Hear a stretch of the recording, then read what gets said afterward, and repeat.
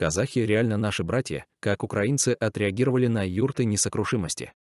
Такой подарок для украинцев сделали сотрудники посольства Казахстана и казахские бизнесмены. В многострадальном городе Буча, Киевская область, появился первый необычный пункт несокрушимости. Он представляет собой самую настоящую юрту, и привезли ее прямо из Казахстана. Такое необычное для Украины, но довольно распространенное в Центральной и Средней Азии переносное жилье кочевников очень привлекает местных.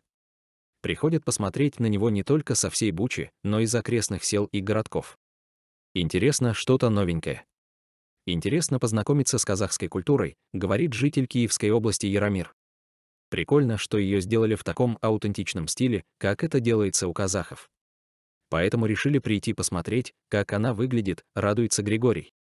У этой юрты несокрушимости уже даже есть комендант-смотритель. Николай родом из Казахстана, но уже несколько лет живет в Буче. Вызвался присматривать за сооружением. Говорит, полноценно заработает юрта через несколько дней. Здесь будет и генератор, и обогреватели, и розетки. А еще городские власти Бучи обещали Starlink поставить, чтобы был интернет, и люди могли пользоваться, рассказывает Николай Акижанов. А пока мужчина знакомит всех желающих с культурой своей родной страны. Это традиционное казахское жилище. Казахи-кочевники. Перегнали скот, собрали, а она легко собирается и разбирается, собрали в новом месте, и все хорошо. Она не продувается. Вы, наверное, обратили внимание, что она круглой формы. Это чтобы ветер не задувал и не продувал. Она очень хорошо держит тепло, а она как термос, объясняет смотритель юрты. Николай говорит, отдельного внимания заслуживает украшение такого необычного пункта несокрушимости. Это традиционные казахские ковры. А она сама из войлока. Войлок не пропускает ни жару, ни холод. Войлок этот из овечьей шерсти сделан.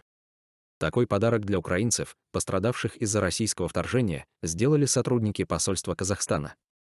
В своей стране они привлекли бизнесменов, которые и профинансировали инициативу. Эту юрту в Буче открыли 6 января. И тогда казахская диаспора устроила настоящий праздник культуры своей страны. Всех желающих угощали пловом и другими традиционными блюдами.